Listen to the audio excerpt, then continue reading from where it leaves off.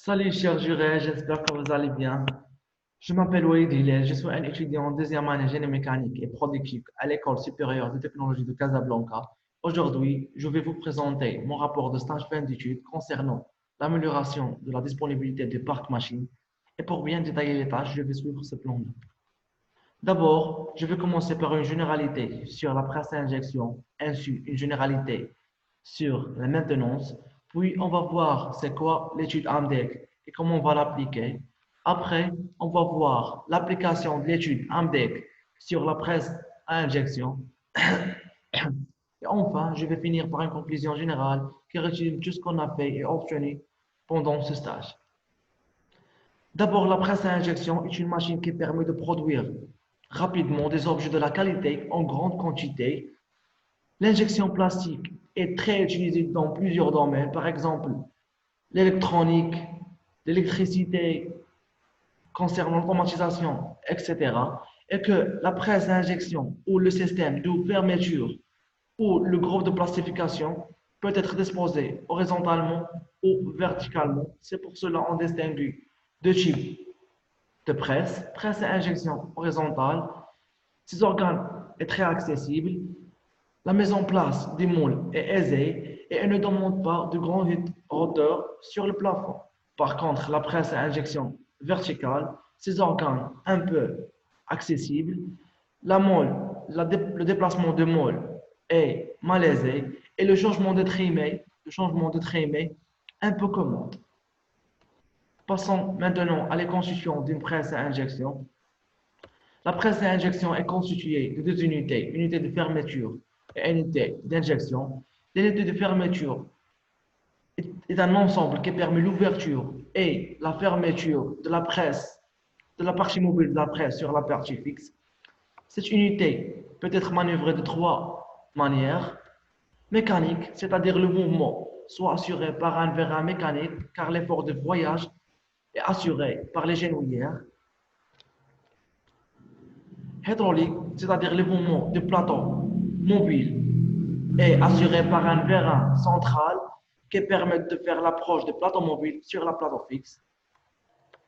Enfin, on a mixte, c'est-à-dire le mouvement soit assuré par les mouvements d'ouverture et de fermeture se font uniquement par les genouillères, et tandis que le voyage est assuré par un vérin hydraulique. Passons maintenant à l'unité d'injection. Pardon. L'unité d'injection, la matière est chargée dans ce trimé-là 8, puis la vis 4. La vis 4 est placée dans le fourreau dont le diamètre est ajusté au diamètre de la vis intérieure avec une tolérance très serrée. Puis le fourreau émule de résistance électrique qui pour but de chauffer le pot jusqu'à la température de plastification. Et enfin, on a la mésorentation de vis qui entraîne la matière depuis la trimée 8 vers l'avant pour l'injection. Passons maintenant à les étapes de procédé d'injection. La première phase, c'est la phase de dosage, c'est que la matière ou les granulés tombent dans un système vis-furrow depuis le trimé. Puis on a la deuxième phase, c'est l'injection.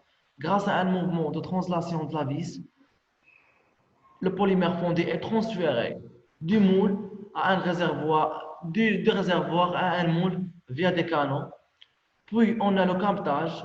Comme on sait que le moule est constitué de deux parties, partie mobile et partie fixe. Durant le captage, le moule est maintenu sous pression pour rester fermé. Ensuite, on a le refroidissement et enfin, on a la phase d'injection, c'est que le moule s'ouvre, la pièce formée est éjectée du moule.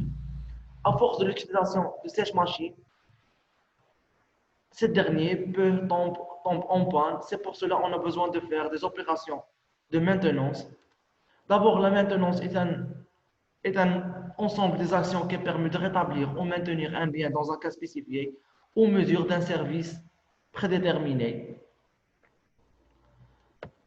C'est pour cela qu'on distingue deux politiques de la maintenance préventive et la maintenance corrective.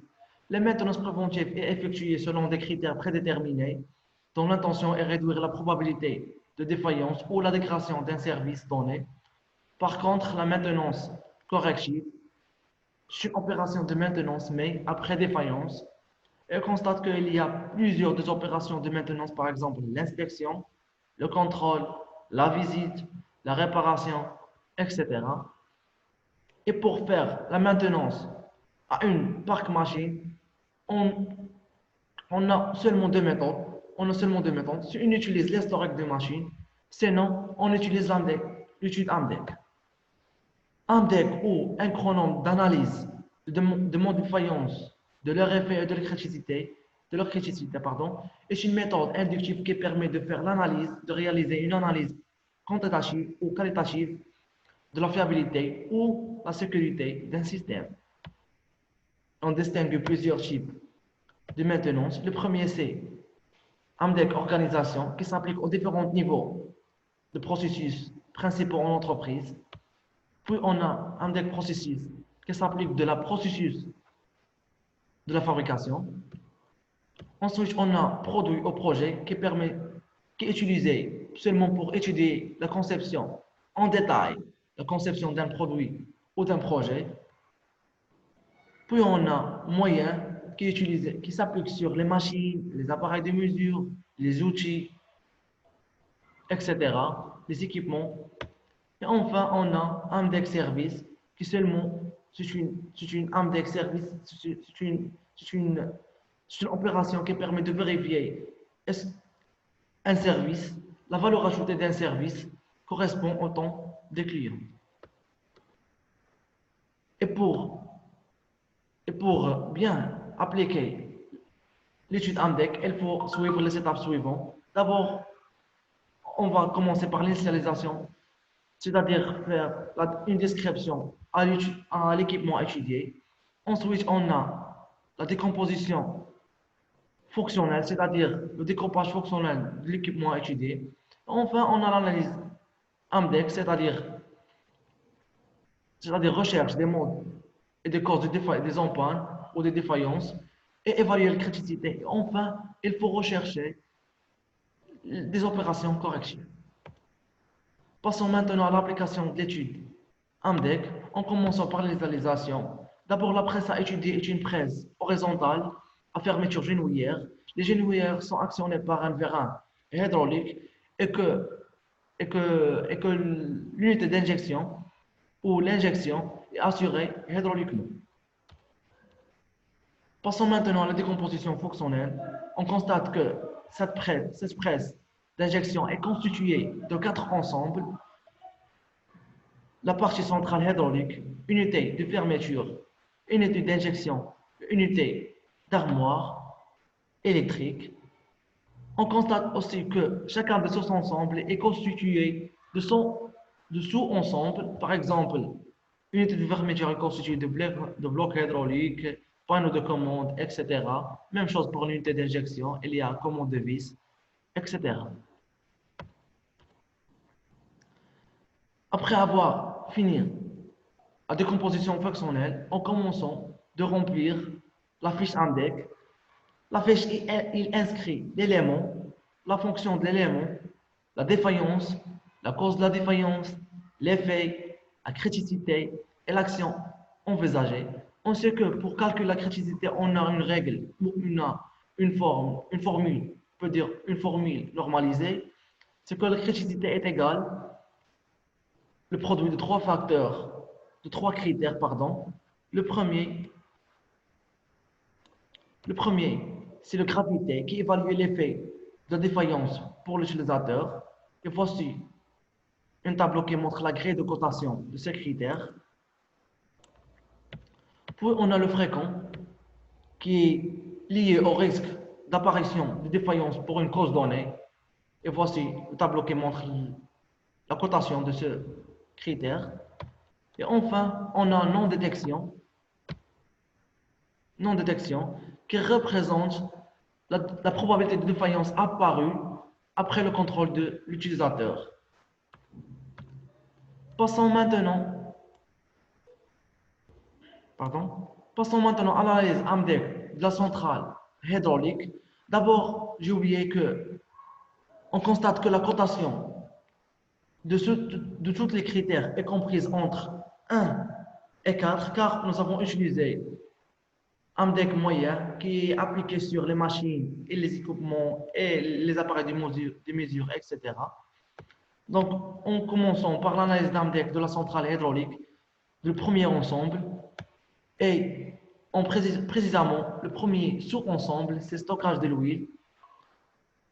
D'abord, on a choisi le seuil de criticité est égal à 5, donc tous les organes aura supérieur à 5 sur la criticité représente un élément organe, un élément ou un organe critique. En commençant par le premier sous-ensemble qui rentre dans la centrale hydraulique, on constate que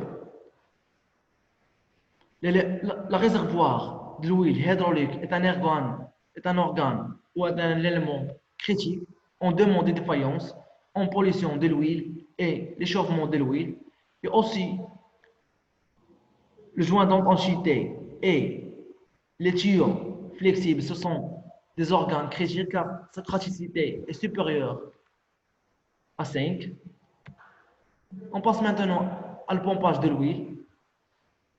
Les éléments critiques dans ce tableau, c'est le moteur, sont le moteur et l'accouplement. Oui, le moteur et l'accouplement et le pompage d'engrenage. Pour le moteur, selon deux demandes de défaillance. Et pour le pompage d'engrenage, seulement un mode de défaillance. Et même chose pour l'accouplement. Passons maintenant le troisième et le dernier sous-ensemble, c'est distribution de l'huile. On constate qu'aucun élément est critique dans cette unité ou dans ce sous-ensemble. Passons maintenant à l'analyse. En analyse AMDEC d'unité de fermeture, on constate que le panneau, que l'ensemble panneau de commande est un organe critique, et aussi le verre d'injection commandé par un distributeur selon deux modes. Passons à l'analyse AMDEC d'une unité d'injection. On voit que tous les éléments sont des organes critiques, seulement le le capteur de rotation de vis qui n'est pas un organe critique. Oui, tous les éléments sont des organes critiques. On passe maintenant à le dernier tableau ou le dernier unité, c'est concernant l'armoire électrique. On voit que l'ensemble ventilateur de l'armoire de commande est un organe critique, comme s'affiche sur ce tableau-là. Et voici un tableau. Et voici un tableau qui résume tous les éléments critiques. On voit que l'unité d'éjection contient plusieurs éléments critiques. Dans ce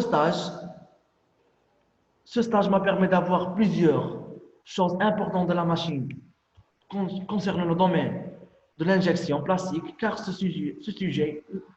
dans ce sujet, nous avons commencé par des généralités sur la presse et injection, puis nous avons procédé